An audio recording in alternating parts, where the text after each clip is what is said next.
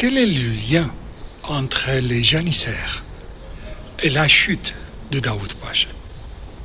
Comment un geste de bienveillance et de pardon a été la raison de la fin de règne des Mamelouks. Le Wali a payé un prix cher pour sa grâce qu'il a octroyée aux janissaires, car le sultan d'Istanbul ne lui a pas pardonné ce geste individuel et personnel.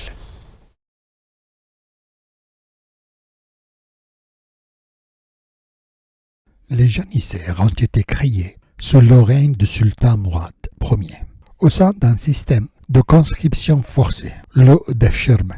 Ils subissaient un entraînement militaire rigoureux, dans des camps où la discipline et l'obéissance étaient primordiales.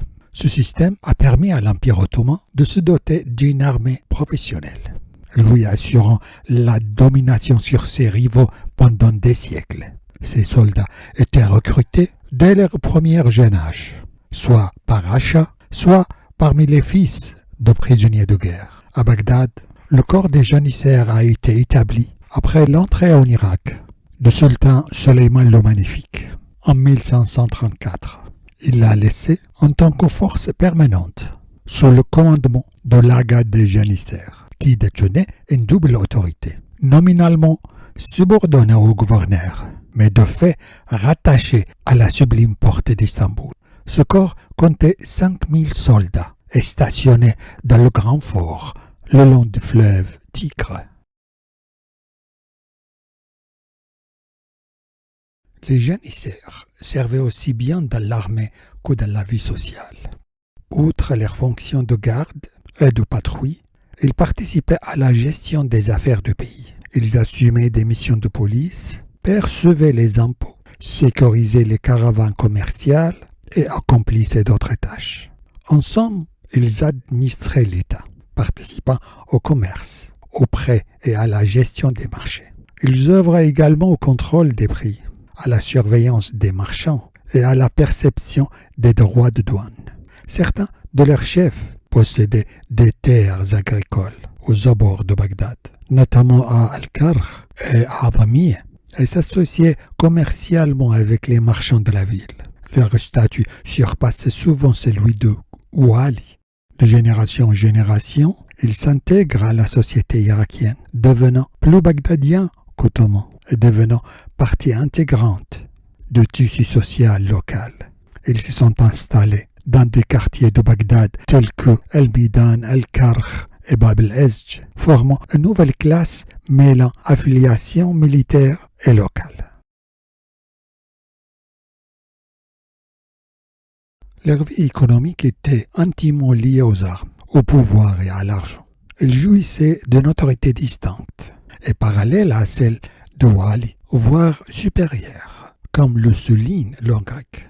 Ils se sont intégrés à la structure gouvernementale et non plus comme de simples instruments de l'exécution.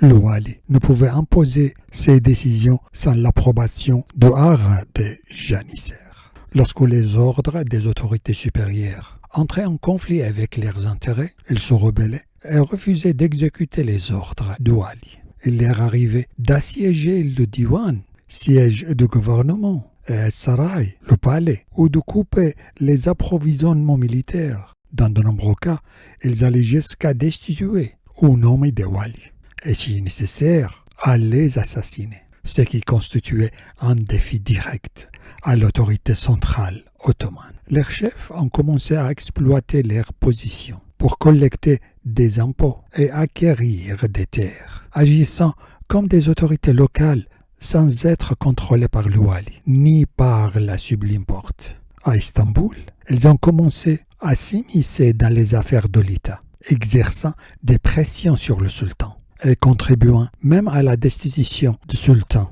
et à l'accession au pouvoir d'autres. Ils ont commencé également à recevoir des présents à l'accession au trône de chaque nouveau sultan, une pratique qui est devenue un droit acquis qu'aucun sultan, aussi puissant était-il, ne pouvait ignorer.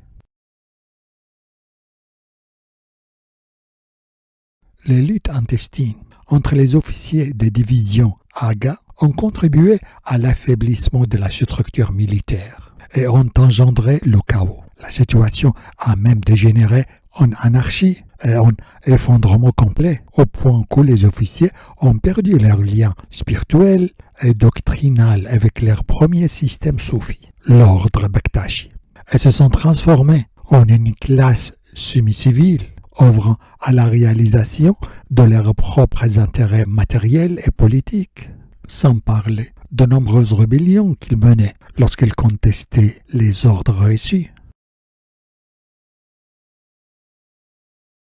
Tous ces facteurs ont finalement conduit à leur disparition au XIXe siècle. Ces rébellions se sont accumulées, engendrant un climat de chaos politique et menaçant l'État. Le sultan Mourad II a décidé de les anéantir lors de ce qu'on appelle l'incident Al-Khairiyeh en 1826, dont les répercussions se sont étendues à toutes les provinces de l'Empire, y compris Bagdad. Après les avoir éradiqués, le sultan a démantelé leur centre spirituel, l'ordre des Bektashi, qui constituait leur base. En Irak, le sultan a ordonné à Daoud Pacha, wali de Bagdad, de mettre fin à leur présence. Conformément à cet ordre, Daoud Pacha les a rassemblés dans son palais en 1830, selon le plan de la Sublime Porte, dans le but de les éliminer sur place, au palais As-Saray. Et tous ces événements se sont déroulés au palais As-Saray, palais de Daoud Pacha, qui était situé ici, dans Al-Qushla, selon Dr Ali Al-Wardi. Il a lu le décret et ses soldats mamelouks se sont déployés autour d'eux, l'artillerie prête à tirer, attendant le signal pour les achever. Ce jour-là, le wali se tenait dans ce palais, face à 18 compagnies de janissaires. Les mamelouks qui les encerclaient attendaient l'ordre de faire feu des canons et attaquer les janissaires. Conformément au plan, le wali a lu le décret du sultan, ce qui a provoqué une stupéfaction et une consternation totale, comme le raconte Ali Al-Wardi dans son ouvrage Aperçu.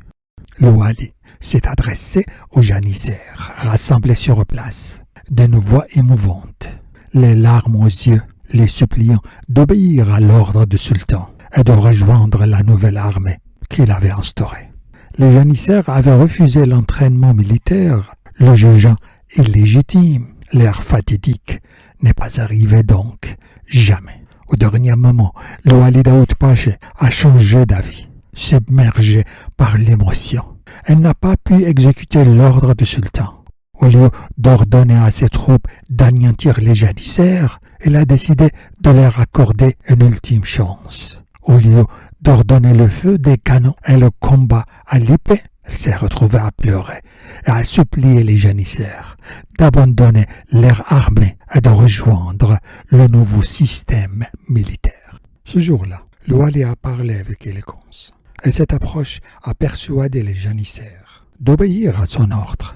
Ils ont ôté leurs chapeaux en signe d'obéissance et se sont empressés de s'inscrire dans le nouveau système. Des événements similaires se sont produits à Hilla, à Basra et dans d'autres villes irakiennes. Par la suite, le wali a fait évacuer les lieux de culte de Bektashi dans le quartier Al-Ja'afar, de côté Al-Karh. Ainsi, le pouvoir des janissaires a été réduit par un accord négocié. Cependant, d'autres sources indiquent que Daoud Pacha, le dernier wali mamelouk, est resté dépendant des janissaires survivants au sein de son armée et de son administration. Les janissaires ont continué d'opérer normalement à Bagdad, malgré leur disparition à Istanbul, conservant leurs privilèges et recourant même à la violence lorsque leurs intérêts divergeaient. Face à cette situation, le sultan était furieux contre Daoud Pacha, car il souhaitait éliminer complètement les janissaires, sans aucun accord de paix. L'initiative de wali a échoué finalement. Au départ, le sultan ne souhaitait pas lancer de campagne militaire. Elle préférait destituer directement le wali, non seulement en raison de son incapacité à éliminer les janissaires, mais aussi pour plusieurs autres raisons. Elle ne versait pas d'argent à la Sublime Porte. Elle ne soutenait pas ses efforts militaires, pas même la campagne ottomane contre la Russie. De plus, le wali Daoud Pacha cherchait à obtenir une véritable indépendance de l'État ottoman, à l'instar du wali égyptien de l'époque, Mohammed Ali Pacha. Il a envoyé son messager à Bagdad, et dès l'arrivée de ce dernier, Sadr Effendi s'est installé dans la maison d'hôte, située dans la place El-Midan, dans le quartier Al-Sabunchi. Il a pris personnellement en charge les affaires du pays et a commencé à comploter pour se débarrasser de Daoud Pacha. Cependant, Daoud ne s'est pas laissé facilement influencer. Conscient des complots ourdis contre lui, il a décidé, comme dit le proverbe, de manger Sadr Effendi à midi avant qu'il ne le mange au dîner. Dans la nuit de 20 octobre 1930, Daoud Pacha a envoyé un bataillon de soldats prendre d'assaut la maison d'hôte. Parmi eux se trouvait un caporal de nom de Khaled Agha. Ils ont réveillé Sadr Effendi et lui ont ordonné de réciter la shahad, une formule utilisée pour prononcer les deux professions de foi avant de rencontrer Dieu. Malgré ses supplications, ils l'ont exécuté alors qu'il gisait à leurs pieds. Le wali a tenté ensuite de dissimuler le crime, prétendant qu'il s'agissait d'un simple décès dû à une maladie. Cependant, son mensonge n'a trompé personne. Et pressentant un conflit entre Daoud Pacha et le sultan, la population s'est précipitée pour acheter des vivres, provoquant une flambée des prix. L'année suivante, en 1831, le sultan Mahmoud II a lancé une campagne contre Bagdad sous le commandement d'Ali Rida Pacha Ladh. L'objectif était d'éliminer les janissaires, de démanteler leurs formations militaires, de confisquer leurs biens et d'abolir les gardes traditionnels de janissaires, tels que Agha, Orta, Shorbachi. En réalité, c'est pas complètement terminé.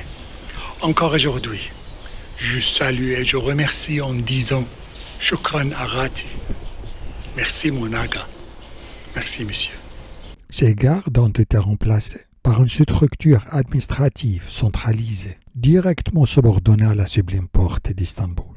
Cela a mis fin à une longue période d'influence militaire au sein de la société bagdadienne. L'administration locale a été réorganisée selon le nouveau modèle ottoman, mettant ainsi un terme définitif à leur pouvoir et à leur ingérence dans la gouvernance. Cela a marqué également la fin du règne de Daoud Pacha, qui a été envoyé sous escorte à Istanbul, clôturant ainsi le chapitre des janissaires et des Mamelouks. Ainsi, la classe sociale des janissaires a perdu son influence. Une nouvelle classe d'administrateurs et d'officiers militaires fidèles au pouvoir central ottoman a accédé à la fonction. Les Aghas qui monopolisaient les postes importants ont disparu. Mais le terme lui-même perdure encore aujourd'hui. Les écoles religieuses et leurs centres spirituels Bektashi, une institution soufie qui avait exercé une influence considérable au sein de l'État ottoman, ont été fermés. À partir de ce moment, le wali a quitté son palais et a été conduit à Istanbul, après quoi l'Irak est repassé sous l'autorité directe de la Sublime Porte. Le palais a fait ses adieux à son propriétaire Daoud Pacha pour foncer dans un nouveau chapitre de l'histoire irakienne, nous rappelant que les moments d'émotion et les décisions qui semblent idéalistes ont aussi un prix. Paradoxalement, l'endroit reste magnifique et paisible. Un lieu de rencontre et de détente. Mais en réalité, il était le centre de conflits ottomans dans les époques précédentes. Merci.